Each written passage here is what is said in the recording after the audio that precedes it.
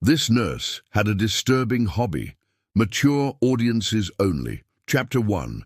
In the sterile corridors of Somerset Medical Center in New Jersey, Charles Cullen appeared to be the ideal nurse.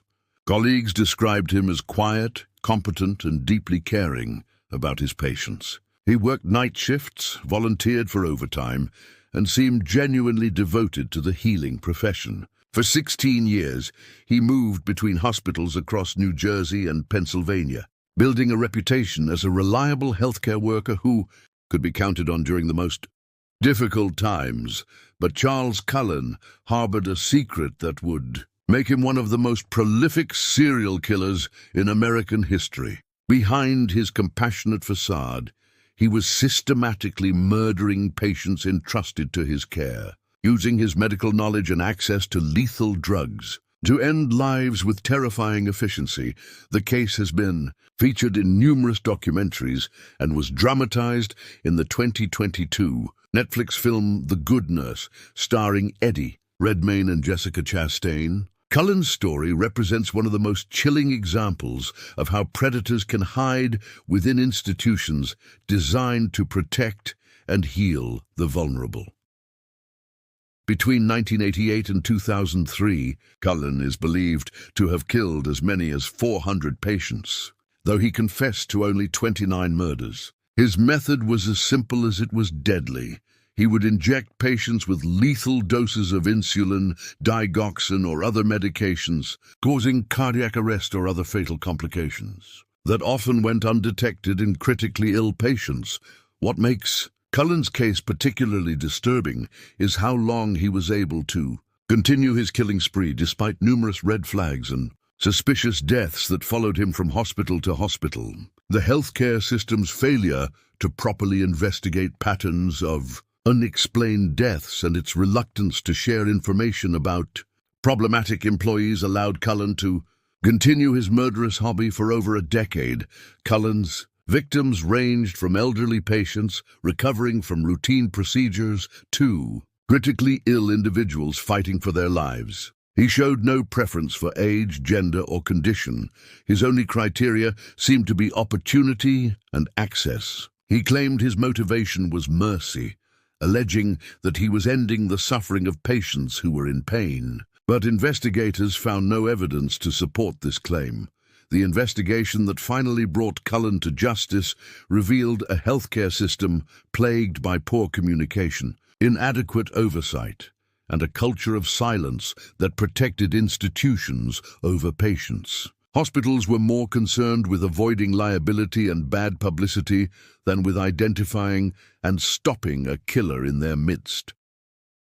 As we delve into this disturbing case, we must confront uncomfortable questions about trust, institutional responsibility, and the vulnerability of patients who place their lives in the hands of healthcare workers. How does someone sworn to do no harm become a serial killer? And how does the system designed to protect patients fail so catastrophically? If you're prepared for this mature and disturbing content, make sure to subscribe. The psychological journey we're about to explore reveals how evil can hide behind the most trusted professions. Chapter 2. The Making of a Killer. Charles Edmund Cullen was born on February 22, 1960, in West Orange, New Jersey, the youngest of 8 children in a troubled family that would provide the foundation for his later psychological problems. His childhood was marked by tragedy, instability, and early signs of the mental illness that would eventually manifest in his murderous career. Cullen's father died when Charles was just 7 months old, leaving his mother to raise 8 children alone. The family struggled financially and emotionally, with his mother working multiple jobs to make ends meet while dealing with her own mental health issues. The household was chaotic and often violent, with older siblings taking out their frustrations on younger children. From an early age, Cullen displayed disturbing behavior that should have been warning signs of future problems. He was fascinated with death and dying, often talking about suicide and showing an unusual interest in funerals and cemeteries. By age 9, he had already made his first suicide attempt, a pattern that would continue throughout his life. Cullen's academic performance was poor, and he struggled to form meaningful relationships with peers. He was often described as odd, withdrawn, and unpredictable. His behavior became increasingly erratic during his teenage years, with multiple suicide attempts and episodes of self-harm that required psychiatric intervention. Despite his troubled background, Cullen was drawn to the nursing profession, perhaps seeing it as a way to gain respect and authority that he had never experienced in his personal life. He enrolled in nursing school at Mountainside Hospital School of Nursing in Montclair, New Jersey, where his instructors noted his technical competence, but also his strange demeanor and inappropriate comments about death. Cullen graduated from nursing school in 1987 and began working at St. Barnabas Medical Center in Livingston, New Jersey. From the beginning, his colleagues noticed something unsettling about him. He was competent at his job, but seemed to take an unusual interest in patients who were dying or in critical condition. His personal life was equally troubled. Cullen married Adrienne Taube in 1987, but the marriage was marked by his erratic behavior, depression, and multiple suicide attempts. He would disappear for days at a time, refuse to communicate with his wife, and engage in increasingly bizarre behavior that frightened those around him. The couple had 2 daughters, but Cullen's mental health continued to deteriorate. He was hospitalized multiple times for psychiatric evaluation and suicide attempts, yet he was always allowed to return to work at the hospital. The healthcare system seemed incapable of recognizing that someone with such severe mental health issues might pose a danger to patients. Cullen's first known murder occurred in 1988 at St. Barnabas Medical Center. He injected an elderly patient with a lethal dose of insulin, causing the man to go into cardiac arrest and die. The death was attributed to natural causes, and no investigation was conducted. This successful kill gave Cullen the confidence to continue his murderous hobby. Over the next few years, Cullen refined his methods and became more sophisticated in his approach to killing. He learned which drugs would be most effective and least likely to be detected, how to time his attacks to avoid suspicion, and how to manipulate medical records to cover his tracks. His marriage ended in divorce in 1993, with his ex-wife citing his bizarre behavior and multiple suicide attempts as reasons for the separation. She later testified that she'd been afraid of him and concerned about his mental state, but she never suspected that he was capable of murder. Make sure to share this story with others who can handle mature content about the psychology of healthcare serial killers. Cullen's killing spree accelerated after his divorce, as if the end of his marriage had removed the last restraint on his homicidal impulses. He began targeting patients more frequently, always choosing victims who were vulnerable and unlikely to be missed immediately. The pattern that would define Cullen's career was already established. He would work at a hospital for a period of time, kill multiple patients, and then move on to another facility when suspicions began to arise. The healthcare system's failure to properly investigate suspicious deaths and share information about problematic employees allowed him to continue his killing spree virtually undetected.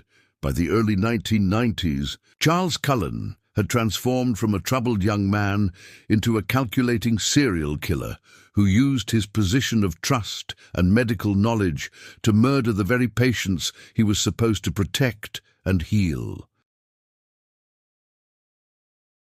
Chapter 3. The Killing Spree begins. Charles Cullen's transformation from troubled nurse to serial killer was gradual but relentless. After his first successful murder at St. Barnabas Medical Center in 1988, he discovered that killing patients gave him a sense of power and control that he had never experienced in his chaotic personal life. The ability to decide who lived and who died became his disturbing hobby, one that would consume him for the next 15 years. Cullen's method was both simple and sophisticated. He would inject patients with lethal doses of medications that were readily available in hospital settings: insulin, digoxin, epinephrine, and other drugs that could cause cardiac arrest or other fatal complications. His medical training allowed him to calculate precise dosages that would be lethal but might not immediately raise suspicions.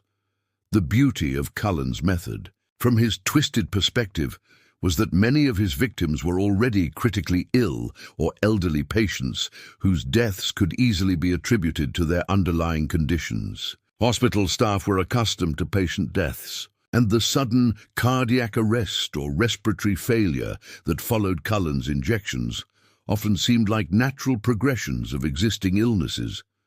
Cullen was particularly careful about timing his attacks. He preferred to work night shifts when there were fewer staff members around and less supervision. He would wait until he was alone with a patient, administer the lethal injection, and then either leave the room or pretend to discover the patient in distress when the drugs took effect.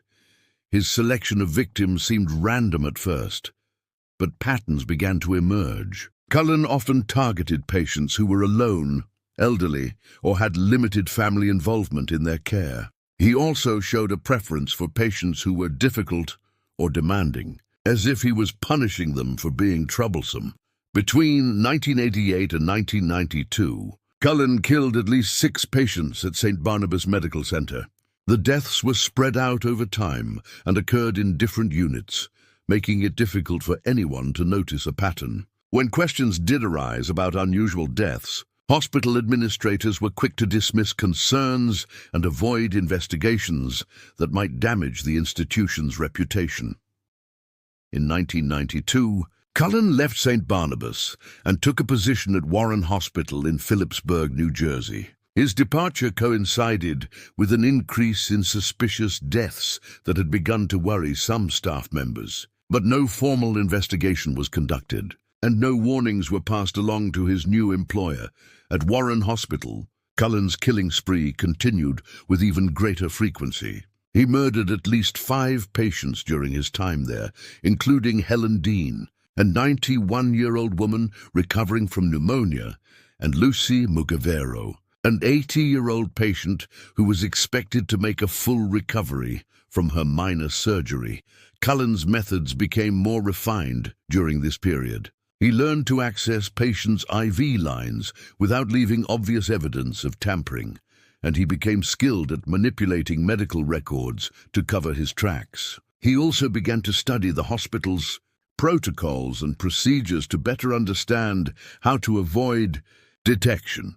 The psychological satisfaction that Cullen derived from his murders was becoming increasingly important to him. He later described feeling a sense of relief and accomplishment after each kill, as if he had solved a problem or completed an important task. The act of murder had become addictive, and he found himself seeking out opportunities to kill with increasing frequency.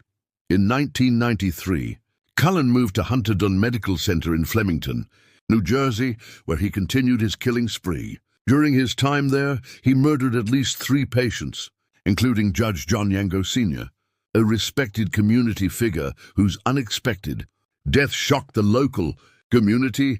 The death of Judge Yango was particularly significant because it marked the first time that Cullen's activities attracted serious attention from law enforcement. The judge's family was suspicious about his sudden deterioration and death, and they demanded an investigation. However, the inquiry was limited and ultimately inconclusive, allowing Cullen to escape detection once again. Don't forget to hit that like button if you're finding this disturbing psychological analysis compelling. The methods of deception become even more sophisticated. Cullen's personal life continued to deteriorate during this period. He was hospitalized multiple times for suicide attempts and psychiatric evaluation, yet he was always allowed to return to work. His colleagues noted his strange behavior and inappropriate comments about death, but no one connected his mental health issues to the suspicious deaths that seemed to follow him from hospital to hospital. The healthcare system's failure to properly screen and monitor employees with serious mental health issues was becoming increasingly apparent. Cullen's multiple suicide attempts and psychiatric hospitalizations should have raised red flags about his fitness to work with vulnerable patients. But hospitals were more concerned with staffing shortages than patient safety. By the mid-1990s, Charles Cullen had established himself as one of the most prolific serial killers in American history. Yet he remained completely undetected by law enforcement and largely unsuspected by his colleagues. His disturbing hobby was about to enter an even more deadly phase. Chapter 4. The system fails. The healthcare system's failure to detect and stop Charles Cullen represents one of the most catastrophic breakdowns in patient safety in American medical history. Despite mounting evidence of suspicious deaths and numerous red flags about Cullen's behavior and mental state, hospitals continued to employ him and even provided positive references when he moved to new positions. The pattern was consistent and damning. Cullen would work at a hospital for a period of time. Unexplained deaths would increase. Some staff members would begin to express concerns. And then Cullen would either resign or be quietly asked to leave. Rather than investigating the suspicious deaths or reporting concerns to authorities, hospitals would simply allow him to move on to another facility.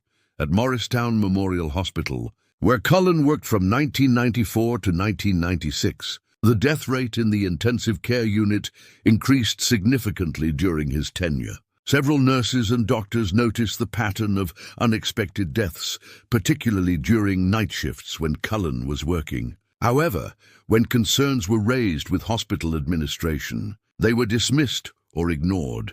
The culture of silence that pervaded the healthcare system was a crucial factor in Cullen's ability to continue killing. Hospitals were reluctant to investigate suspicious deaths because of concerns about liability, bad publicity, and the potential impact on their reputation. It was easier to quietly remove a problematic employee than to conduct a thorough investigation that might reveal institutional failures. The lack of communication between healthcare facilities was another critical failure. When Cullen left one hospital under suspicious circumstances, that information was rarely shared with his next employer. Background checks were superficial, and hospitals were often more concerned with filling staffing shortages than thoroughly vetting new employees.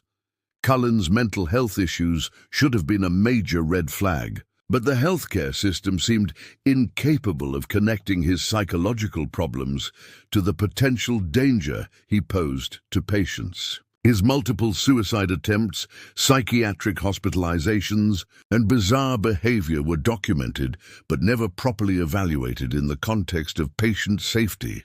The regulatory oversight that was supposed to protect patients was also inadequate. State health departments and medical boards were slow to investigate suspicious deaths and often lacked the resources or authority to conduct thorough investigations. The system was designed to react to problems rather than prevent them. During his time at Liberty Nursing and Rehabilitation Center from 1996 to 1998, Cullen killed at least 4 elderly residents. The facility's administration was aware of an increase in unexpected deaths, but attributed them to the advanced age and poor health of their residents. No investigation was conducted, and Cullen was allowed to continue working. The failure to properly investigate suspicious deaths was particularly egregious, given the clear patterns that were emerging. Cullen's victims often died during night shifts, frequently from cardiac arrest or other complications that seemed inconsistent with their conditions. The timing and nature of these deaths should have triggered immediate investigations. Cullen's colleagues were often the first to notice suspicious patterns, but their concerns were rarely taken seriously by hospital administrators. Nurses and doctors who raised questions about unexpected deaths were sometimes discouraged from pursuing their concerns, or were told that their suspicions were unfounded. The legal system also failed to protect patients from Cullen's crimes. Even when families raised questions about suspicious deaths, investigations were often superficial and inconclusive. The burden of proof for establishing medical malpractice or criminal activity was so high that it was virtually impossible to build a case against someone like Cullen. Make sure to subscribe to follow this shocking story of systemic failure and institutional negligence. The insurance companies and risk management departments that were supposed to identify patterns of suspicious deaths were focused more on limiting liability than preventing future incidents. When settlements were reached with families of victims, they often included confidentiality agreements that prevented information about suspicious deaths from becoming public. By the late 1990s, Charles Cullen had killed dozens of patients across multiple healthcare facilities, yet he remained undetected and unsuspected by law enforcement. The system that was supposed to protect patients had failed catastrophically, allowing a serial killer to continue his murderous hobby with virtual impunity. Chapter 5. The Final Hospital and Capture. In 2003, Charles Cullen took a position at Somerset Medical Center in Somerville, New Jersey, where his 16-year killing spree would finally come to an end. By this time, he had murdered patients at 9 different healthcare facilities across New Jersey and Pennsylvania. But his luck was about to run out thanks to the persistence of one dedicated nurse and a detective who refused to give up. Amy Ridgway, a nurse at Somerset Medical Center, began to notice disturbing patterns in patient deaths that occurred during Cullen's shifts. Unlike previous colleagues, who had raised concerns only to be dismissed by hospital administrators, Ridgway was determined to document her suspicions and push for a thorough investigation.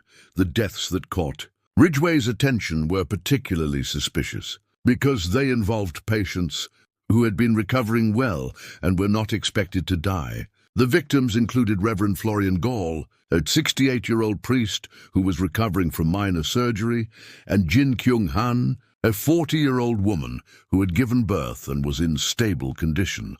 Ridgway noticed that these unexpected deaths often occurred during night shifts when Cullen was working, and that the patients frequently died from cardiac arrest or other complications that seemed inconsistent with their conditions. She began keeping detailed notes about the timing and circumstances of these deaths. When Ridgway brought her concerns to hospital administrators, she initially faced the same resistance that had silenced previous whistleblowers. However, she persisted in her efforts and eventually convinced the hospital to conduct an internal investigation into the suspicious deaths. The internal investigation revealed alarming patterns that could no longer be ignored. Computer records showed that Cullen had been accessing medications for patients who were not under his care, and that he had been obtaining drugs at times when he had no legitimate reason to be in certain areas of the hospital. Hospital administrators finally contacted law enforcement, and Detective Danny Baldwin of the Somerset County Prosecutor's Office began investigating the suspicious deaths. Baldwin was experienced in complex criminal investigations and immediately recognized the potential scope of the case. The investigation revealed that Cullen had been accessing the hospital's computer system to obtain information about patients and medications, even when he was not assigned to their care. He had been using his access codes to order medications for patients and then diverting those drugs for his own murderous purposes. Toxicology tests on recent victims revealed the presence of digoxin, a heart medication that had been administered in lethal doses. The drug had not been prescribed for the victims and had no legitimate medical purpose for their conditions, providing clear evidence of intentional poisoning. On December 12, 2003, Charles Cullen was arrested at his home in Bethlehem, Pennsylvania, on charges of murder and attempted murder. The arrest came after months of careful investigation and surveillance that had finally provided law enforcement with the evidence they needed to build a case. During questioning, Cullen initially denied any wrongdoing, but as the evidence mounted against him, he began to admit to some of the murders. His confessions were chilling in their matter-of-fact tone, as he described killing patients with the same casual demeanor he might use to discuss the weather. Cullen claimed that his motivation was mercy, alleging that he was ending the suffering of patients who were in pain or had poor prognoses. However, investigators found no evidence to support this claim, and many of his victims had been recovering well and were expected to survive their illnesses. The investigation expanded to include all of the hospitals where Cullen had worked, and the true scope of his crimes began to emerge. Detectives found evidence linking him to suspicious deaths at multiple facilities spanning 16 years, making him one of the most prolific serial killers in American history. Don't forget to like this video if you're finding this investigation as compelling as it is disturbing. As news of Cullen's arrest spread, families of patients who had died under suspicious circumstances began coming forward with their own concerns. Many had suspected that something was wrong with their loved one's death, but had been told by hospital staff that the deaths were due to natural causes. The arrest of Charles Cullen sent shockwaves through the healthcare community and raised serious questions about patient safety and institutional oversight. The case exposed systemic failures that had allowed a serial killer to operate undetected for over a decade. The investigation also revealed the extent to which hospitals had failed to properly investigate suspicious deaths and share information about problematic employees. The culture of silence and institutional self-protection had enabled Cullen's crimes and prevented earlier detection of his murderous activities. Chapter 6. Confessions, Trial and Aftermath. Following his arrest, Charles Cullen entered into plea negotiations with prosecutors that would spare him the death penalty in exchange for his cooperation in identifying his victims and providing details about his crimes. The process of extracting confessions from Cullen would prove to be as disturbing as his crimes themselves. Cullen's confessions were delivered in a flat, emotionless tone that chilled investigators and prosecutors. He described his murders with clinical detachment, providing details about which drugs he used, how he administered them, and what effects he expected them to have. There was no remorse, no emotional response, and no apparent understanding of the magnitude of his crimes. Initially, Cullen confessed to killing 29 patients across multiple hospitals, but investigators believed the actual number was much higher. He claimed to have no clear memory of many of his crimes, describing them as occurring during periods of mental fog or dissociation. This selective memory made it difficult to determine the true extent of his killing spree. The victims that Cullen confessed to killing represented a cross-section of vulnerable patients who had trusted the healthcare system to protect them. They included elderly patients recovering from routine procedures, middle-aged individuals with treatable conditions, and even some younger patients who had been expected to make full recoveries.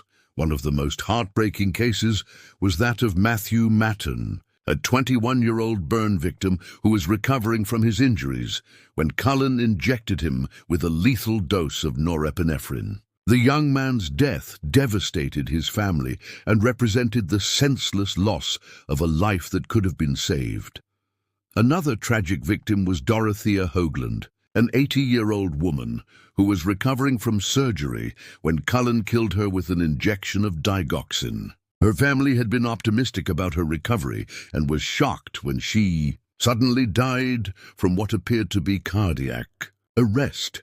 The legal proceedings were complicated by the multi-jurisdictional nature of Cullen's crimes and the need to coordinate prosecutions. Across New Jersey and Pennsylvania, prosecutors had to work together to ensure that Cullen faced appropriate charges for all of his crimes while avoiding double jeopardy issues. In March 2006, Cullen was sentenced to 11 consecutive life sentences without the possibility of parole after pleading guilty to murdering 29 patients and attempting to murder 2 others. The sentences ensured that he would never be released from prison and would spend the rest of his life paying for his crimes. The families of Cullen's victims struggled to understand how someone they had trusted with their loved ones' lives could have betrayed that trust so completely. Many described feeling angry not just at Cullen, but at the healthcare system that had failed to protect their family members.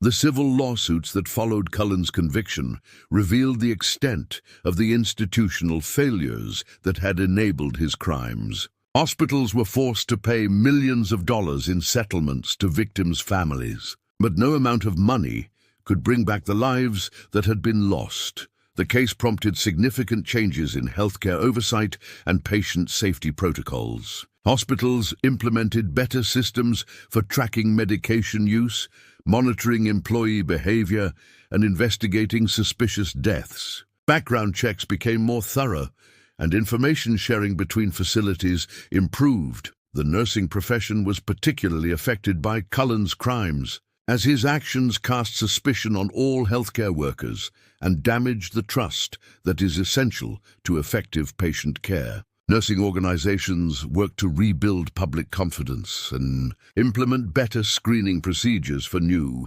employees. Make sure to share this story with others who can handle mature content about institutional failures in healthcare. The psychological evaluation of Cullen revealed a complex individual with multiple mental health disorders, including depression, antisocial personality disorder, and possible psychopathy. However, mental illness alone could not explain or excuse the calculated nature of his crimes. Experts who studied Cullen's case identified him as an angel of death, a type of healthcare serial killer who uses their position of trust and medical knowledge to murder patients. These killers often claim to be motivated by mercy, but research suggests they are actually driven by a need for power and control. The investigation into Cullen's crimes also revealed the vulnerability of patients in healthcare settings and the importance of maintaining vigilance against those who would abuse positions of trust. The case served as a wake-up call for the entire healthcare industry about the need for better oversight and protection of patients. Charles Cullen's case remains one of the most shocking examples of healthcare serial killing in American history, and his crimes continue to influence discussions about patient safety, institutional accountability, and the screening of healthcare workers. His disturbing hobby cost dozens of innocent lives and shattered the trust that patients place in those who are supposed to heal them. The legacy of Charles Cullen's crimes is a healthcare system that is more vigilant, more transparent, and more committed to protecting the vulnerable patients who depend on it for their lives and well-being. If this mature content has been as compelling as it has been disturbing, subscribe to the channel to discover other real crimes that have shocked the world and changed how we understand the capacity for evil that can hide behind the most trusted professions.